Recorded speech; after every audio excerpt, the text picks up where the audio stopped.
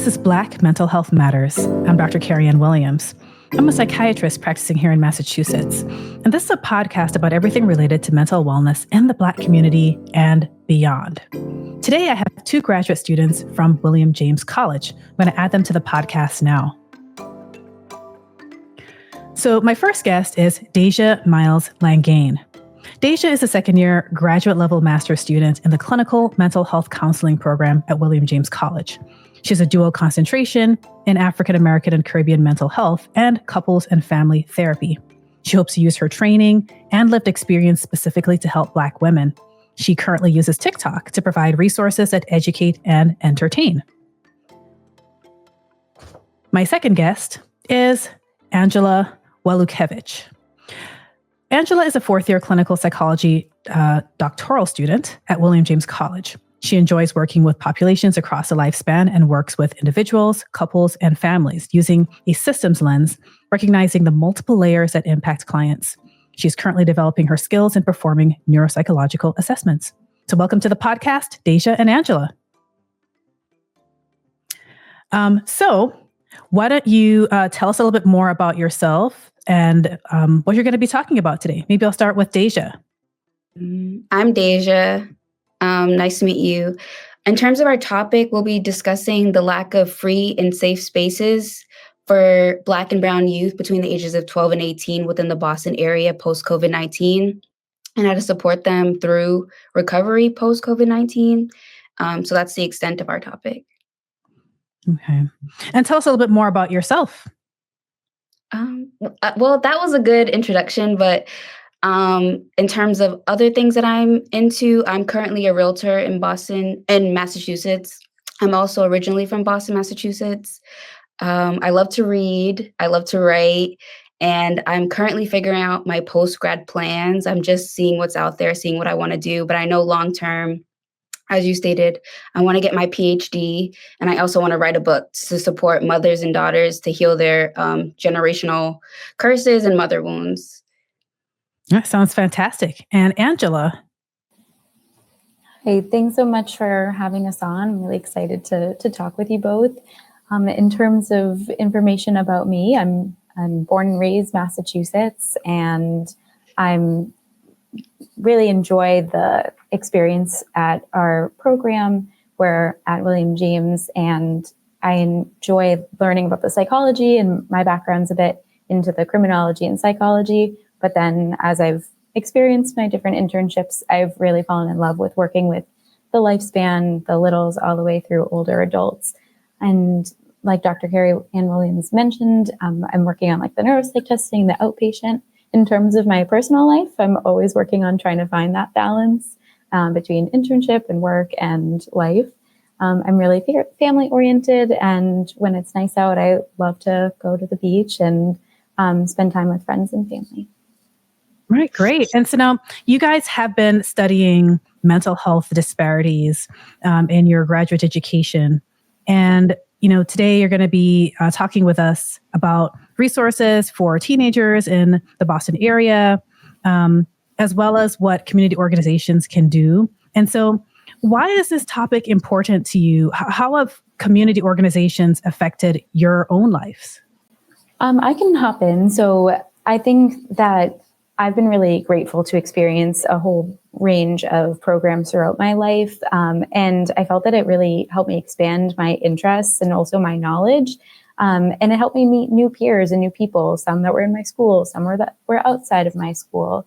And it got me to explore and learn outside of the home and outside of the classroom. And I feel like that was really important for me in my development.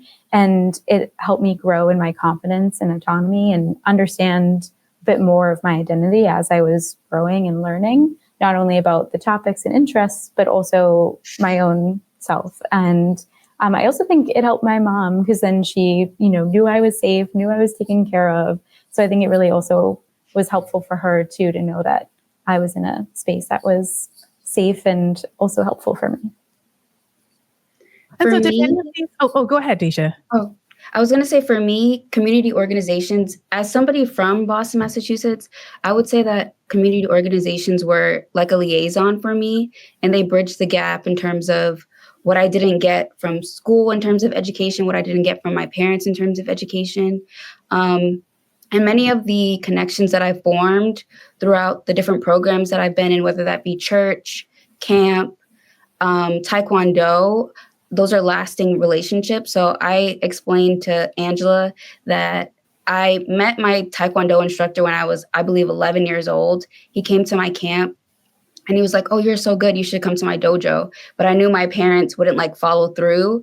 So I never brought it to their attention. I just kept the uniform and didn't say anything about it. When I was in college, I was having like a lot of mental difficulties. So I found his name on Facebook and I reached out and we just bridged that connection. And I think last July I got my black belt. So that just shows how that lifelong connection lasted throughout that entire time. Well, congratulations on getting your black belt. Thank you. Wow. And so when you think back to those programs that were most memorable or most impactful, it sounds like that particularly that experience for you, Dasia, was a memorable one. Mm-hmm. And so, Angela, for you, what was something that was kind of a memorable community organization or program that you experienced? Yeah, for one that stands out to me, it was actually another parent from the school who were like getting their volunteer hours, and they ran a creative writing group because they were a published author. And it opened the door for me to experience like creative writing, and to have like a supportive space. And it was just really an important piece for me because I would have never known that I enjoyed that if I hadn't joined that group. And that sounds really, really, really interesting because it seems as though it's able to offer you, more than what school can offer you. Really, that kind of deep dive, because there's so much that people rely on schools to offer. There's a lot of pressure for them to kind of do everything that they can't really go deep on some of these things, like really developing your writing skills or really developing your kind of life skills. And so these kind of help to kind of provide that for teenagers. And so I think about, for listeners out there, it's like, why are we even talking about this? Why are we talking about resources for teenagers? Why are you guys talking about what programs you experienced? What's the rationale for us even caring about what resources teenagers have access to? Why is this important? Yeah, I think it really pulls into the benefits of the programs, like you were saying, what's the point of this topic? But really the importance is that there can be so many positive influences, just like Dasia and myself were explaining in our own personal experiences, but it can assist with the development on multiple levels, including social, educational, physical, and also their community. And there's been different research that has looked into the benefits of the programs, and it saw improvements in emotions and attitudes, self-perception, also improvement in school performance, such as school grades and achievement scores, also bonding to the school as well. And then it also found that there was behavioral adjustment, and in terms of increasing positive behavior, but also decreasing problematic behaviors. So there were a lot of pieces that have been important and have the benefits. There was actually also a program too that's in Massachusetts that on their website, it talked about different things that they've seen in their own students, or for students, for lack of a better word, just kind of the people that are involved in the program. And they talked about how the adolescents were able to acquire skills in credentialing and exposure and experience with technology and work-based learning. Also, they had impact on their peers and their community, and they developed a project portfolio. They also had career and college readiness, and then also their self-regulation, perseverance, and positive relationships also increased as well. Wow, I mean, there's a lot of kind of skills, skill building, but also just preparation for life. And what particularly caught my attention was a reduction in problematic behaviors. As a psychiatrist, that's one of the number one things that comes across, in terms of what's brought to my office, is some kind of behavior that people feel is problematic, that they're trying to figure out what to do about. and it happens in schools all the time. What do we do?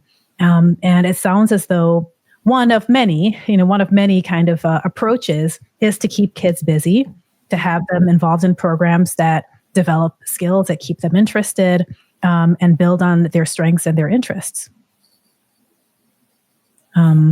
So I wonder, is there kind of an issue with teenagers having access to programs like this? Is it easy to find a program or a resource? Are there any barriers to people finding these resources? Yeah, absolutely. There can definitely be a lot of barriers. I think one of the things is sometimes just like time for the parents to research the program and availability, but also too in terms of like the parent end, there's oftentimes a lack of flexibility in their work schedules and like that work-life balance. And so the work schedules can impact how parents can be involved. And there's this dilemma of what to do for kids when they're not in school, but parents are still at work. And oftentimes workplaces aren't very accommodating to parents for managing their childcare needs. And there's that lack of flexibility, especially with low income work.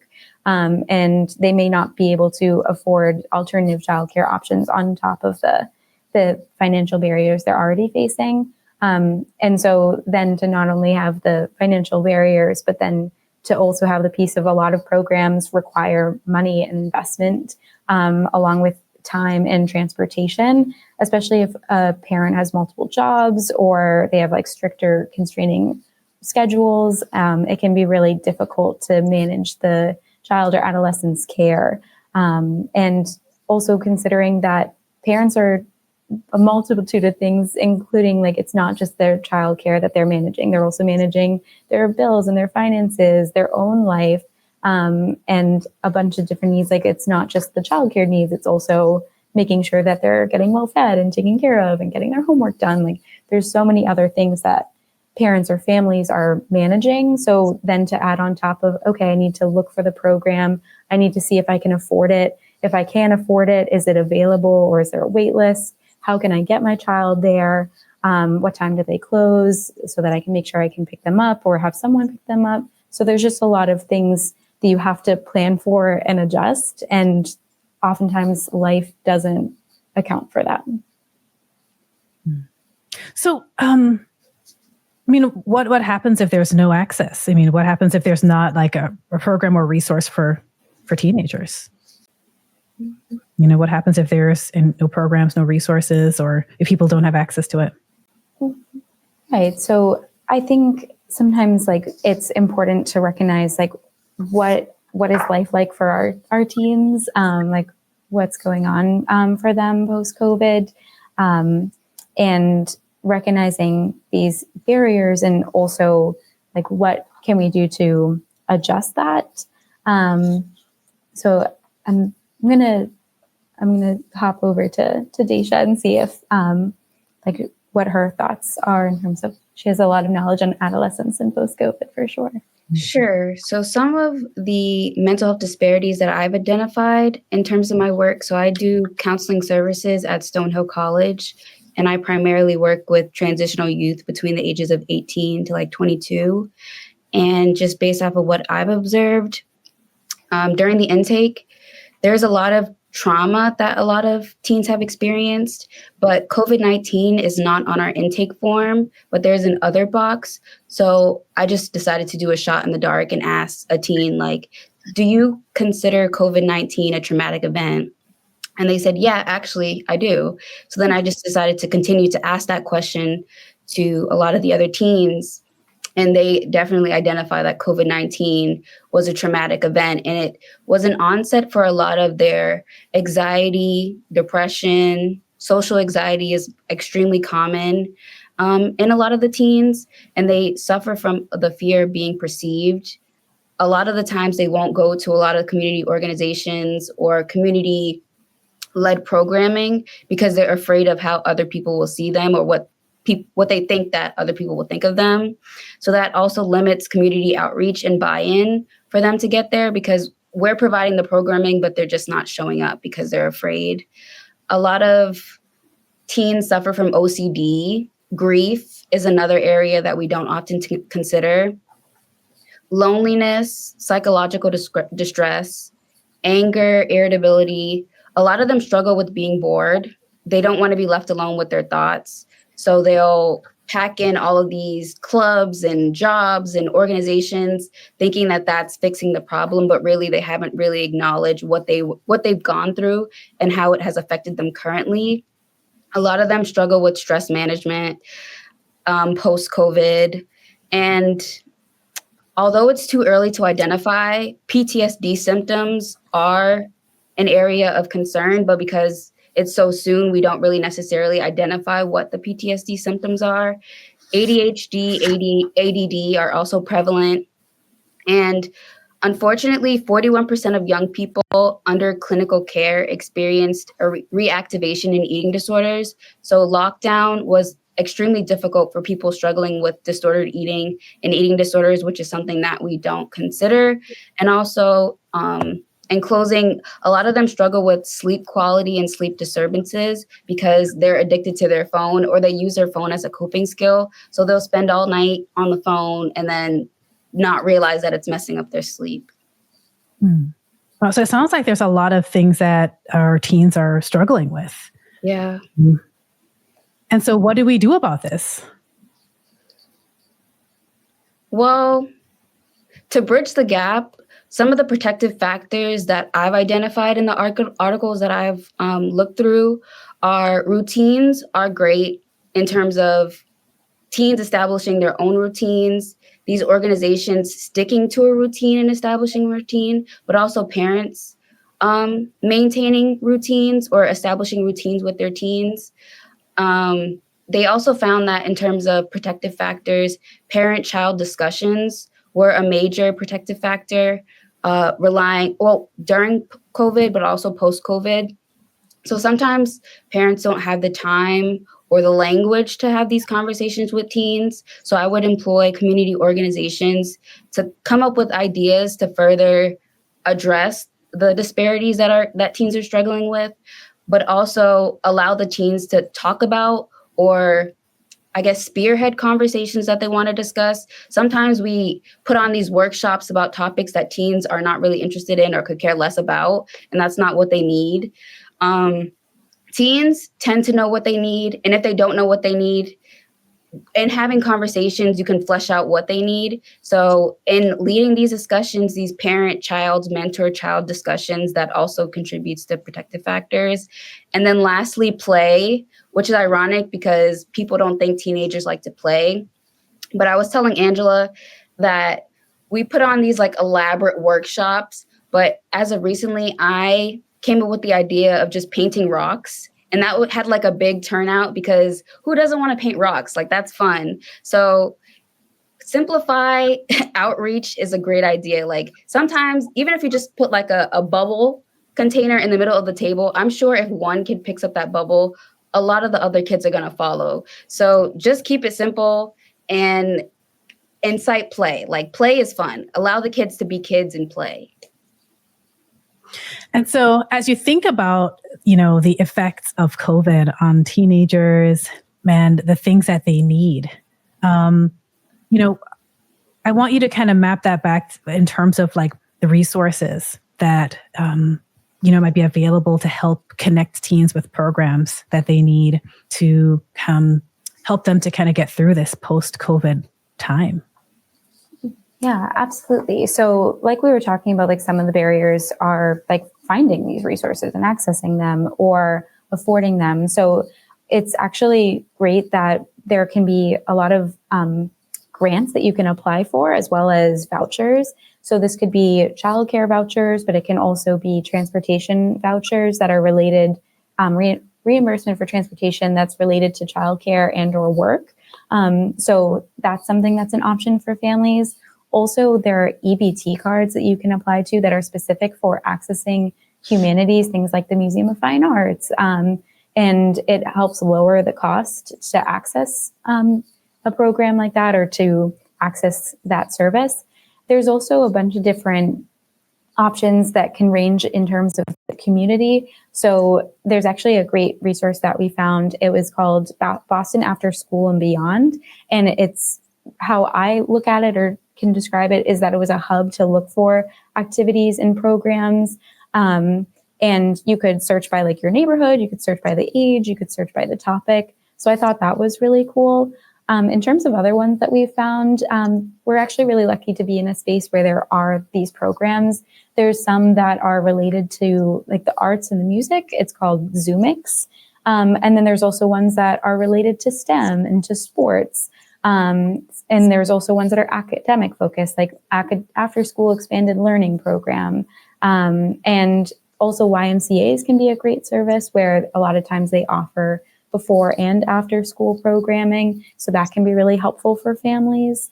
And so there can be a lot of great options in the communities that help the access. And so sometimes the hurdle is finding them and then and getting into that. But hopefully like with the vouchers, and there's a lot of like grants or funding, like even a fund for like helping with sports registration and sports equipment. So families can apply for that to help with like those fees that are associated with those programs. And so as you think about kind of bridging the gap and you think about how do we get this information to the parents that have the most difficult time even knowing that these resources exist? I mean, are they finding out about this at school? Are they finding out about this on the internet? How are people kind of getting this information, you think? Yeah, I think that's a really great question. I would employ a lot of organizations to connect with their local library because that's usually where parents get information if they're not getting it from school, or sometimes parents get information from their teens. So I would also employ local organizations to get on social media because that's where the teens are. So if you want to, I guess, meet teens where they're at, you have to go where they are. And if they're on social media, you have to get buy-in to get them want to join your organization. So I would employ organizations to, if you have to do like corny TikTok dances to get teens involved, you have to do that. I would also employ them to engage in teen-to-teen outreach because usually that's how organizations get more traction, and that's by teen referrals or teens telling other teens about an organization. Recently, I worked at Artists for Humanity, and they employ teens within the youth to create art and sell it, and they get paid for that. So a lot of the employment that they get, or a lot of the traction that they get, is by word of mouth from other teens. So that just shows the power of just like teens connecting with other teens. And that also bridges the gap in terms of isolation, because a major disparity or a major barrier post COVID-19 is feeling isolated or feeling like you don't have anyone in your corner. So if this teen is in this organization and they notice this other teen is struggling with depression, anxiety, struggling with stress management, they can pull them in, and that's how you build up the engagement. I would also recommend partnerships. It's okay to be like a solo organization, just like a small central hub, but it's really important to reach out and touch other organizations to build a larger network. That way, you're not targeting one type of teen, one type of disparity, one type of demographic. You're able to, again, branch out and expand your reach. And then it increases protective factors. So just to sum it up, I would say expand your reach, connect with your local library, talk to your teens, see what they want to be involved in, what they are involved in, and then employ teens to like do the work on social media, but also get out in the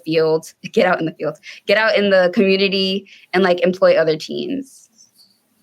Okay. And it sounds also that if there are some resources that maybe seem like they cost money and families are not sure how they're going to pay for it, that there might be avenues for that too. Like, again, looking into the local library, which sometimes has free access to certain things.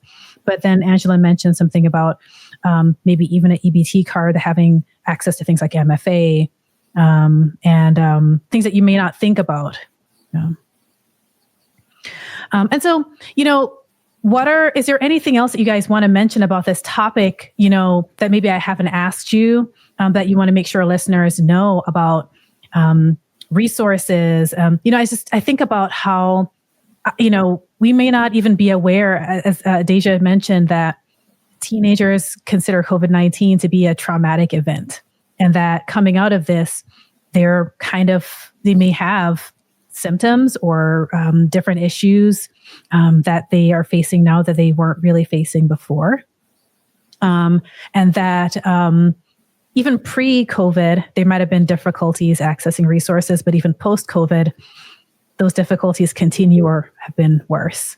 And so is there any other, are there any other thoughts that you guys have that you wanted to share about this? I would Angela, did you want to add something? You can go first. Thanks. I was going to say, just based off of my line of work, in addition to connecting with community organizations and having important conversations, a conversation that a lot of teens are currently having or engaging in is sex. I'm not sure if I could say that, but teens are so ill-informed on what sexual education is, what that means. And they're jumping into these relationships post-COVID, not knowing how to navigate them because nobody has had those conversations. So I would say if these organizations are okay with it, to start having these conversations with teens, because like Dr. Turner said, they're having these conversations with themselves or they're getting it from books.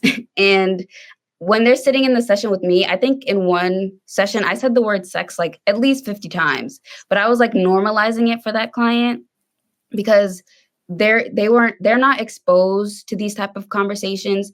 And I would ask them, are you comfortable going to your parent about this? When the time comes, who are you going to talk to? And their parent is not at the top of the list. So I think these community organizations are a great bridge to provide that level of education, whether that be mental health support, sexual education, just bridging the gap is really important for these community organizations to employ. Right. And I just wanted to mention for our listeners, Dr. Turner is the professor leading the class on mental health disparities that both Dasia and Angela are part of. I think echoing off of Dasia in terms of meeting our teens where they're at, I think it's also really important for not only professionals, schools, parents, organizations, for them to all know it's really important to meet them where they're at, but also to understand their unique experiences. So kind of going back to our conversation about what happens when there's not a program or involvement, there's oftentimes unsupervised activities, and this can sometimes be dangerous for our kids. And so it's really important to have these supportive spaces, and not only to have the supportive spaces, but also to have the supportive spaces understand the adolescents and the teens, because there's actually different studies that find that not all programs meet everyone's needs, and the impacts can vary based on the population that they're working with. And even in the research, when we were looking through it, a lot of the research was old, at least in terms of research standards. And I felt every article was we need to learn more about this. We need to know this, or we don't know that. And so there was really all this kind of lack of understanding, but then the lack of understanding still from, say 10 years ago. And so there's not really updated, consistent research on this topic. And so it's really important that we're, how Dasia said, bridging the gap, how can we meet the teens where they're at? How can we best support them and their unique experience? And really getting to know and understand our population better to help protect them and have these safe spaces, so that they are protected and safe in their communities. Wow. And now as we kind of wrap up, I like to ask any guest on my show to share something that they do in their own lives to support and boost their own mental health. Today we've been talking a lot about how to boost the mental health of teenagers. And one way is to provide enriching kind of resources, things that pour into them, that keep them safe, that keep them productive, and that build their skills, whether that's life skills or their emotion kind of regulation skills and all these other kinds of things. What do you guys do to help to boost your own mental health? I'll start with Dasia. What do you do? Okay, I have two that came to mind. So I volunteer. I'm a volunteer for Read to a Child, and I'm currently reading to a first grader.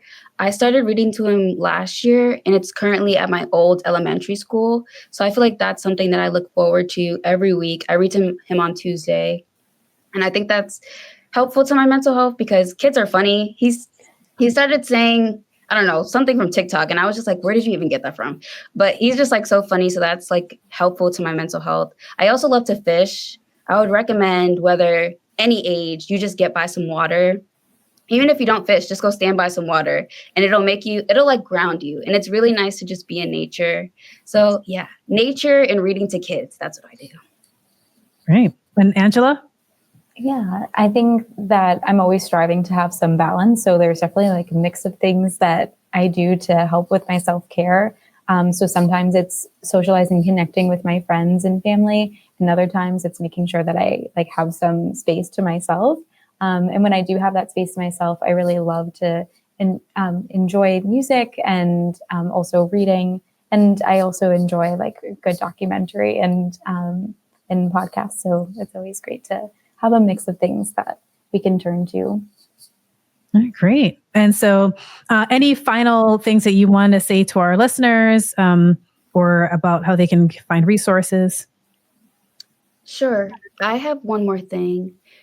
And for these community organizations, I think it's important to factor in race, how your race can change the environment. I was telling Angela how when I worked at Artists for Humanity, I had built up a relationship with a lot of the teens, but a teen had told me that I dressed like I'm whitewashed. But I thought that was like so funny. But if they would have said that to somebody else or like said something else to somebody else, that would have been like they would have interpreted it as disrespect. So I think it's important to understand the language of teens. And sometimes they say things that are just outlandish. Like it can be misinterpreted. Like we were stories up and one of the teens said like, oh, I could just jump off the building right now. But he was joking. But if somebody were to hear that, they would have like blown it out of proportion. But because I knew that teen, I was able to say like, hey, don't say that again. Or like, acknowledge that they're joking, but set that boundary like that's not how you joke. So in building the relationship, it's really important to identify like if you don't look like the people you're serving, be mindful of how your presence impacts the space. So yeah, that's what I like to add. No, it's really great. And just thinking about the cultural differences, the differences in how people express themselves, how they talk, the vocabulary that they use, the expressions that they use, and that people sometimes mean different things, even if they're kind of saying, certain words that you're familiar with, like, oh, I could just jump off of here, that it may just be an expression and not necessarily an actual intent, and kind of knowing how to interpret a person's kind of the way that they express themselves and kind of understanding those differences. Yeah. So. All right. Well, thank you guys both for being on the podcast today. And thanks to our listeners for listening in today. Remember this week to be mindful, proactive, and bold. Take care and have a great week.